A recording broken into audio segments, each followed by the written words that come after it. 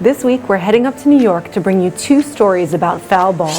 TWR frequent flyer Harvey Weinstein is back in the news, and we've got an update on the New York Met sexual harassment scandal. I'm Erica Domingo, and this is a Toxic Workplace Report, so let's dive right in. A new lawsuit filed in California alleges that Harvey Weinstein attempted to rape a 19-year-old aspiring actress in his hotel room back in 2012.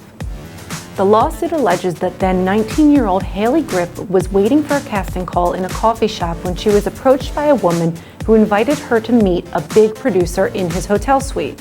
Upon arriving in the hotel suite, Gripp was pressured by her host to drink until she blacked out, and when she awoke, she found Weinstein with his fingers inside her.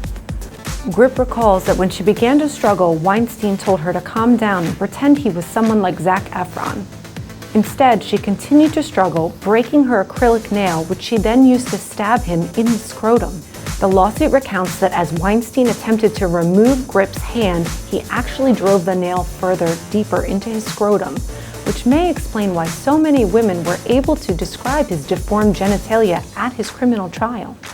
As Gripp tried to leave the hotel room, an associate of Weinstein's who appeared to be guarding the door told her not to tell anyone about the incident or she would be labeled crazy and placed in a mental hospital due to her Tourette syndrome. The fact that this incident that occurred in 2012 is now a subject of a lawsuit filed in 2021 is explained by the fact that Gripp did not connect her PTSD diagnosis to the assault by Weinstein and also didn't even know who Weinstein was until she saw him in the news in 2017. The timing of this lawsuit means that Gripp will not be part of the $17 million settlement that was reached on behalf of dozens of Weinstein's over 100 accusers. We hope that with Harvey Weinstein behind bars, this will be the last time we have to do a story about him, but you never know what's going to happen.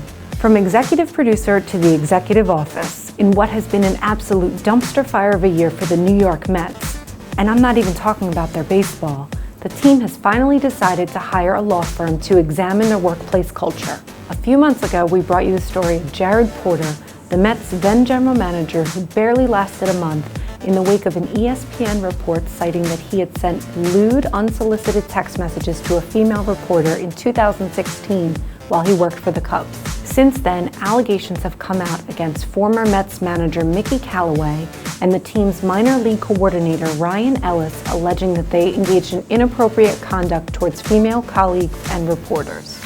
Mets owner Steve Cohen, who purchased the team last fall, announced on March 19th that he was hiring an outside law firm to conduct an investigation into their workplace culture, specifically sexual harassment, discrimination, and misconduct.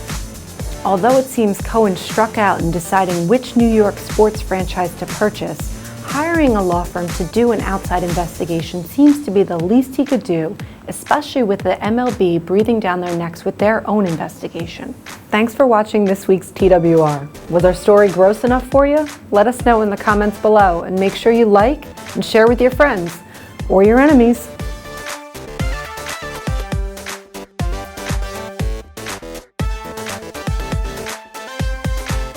I don't really want to talk about his balls anymore. Yeah.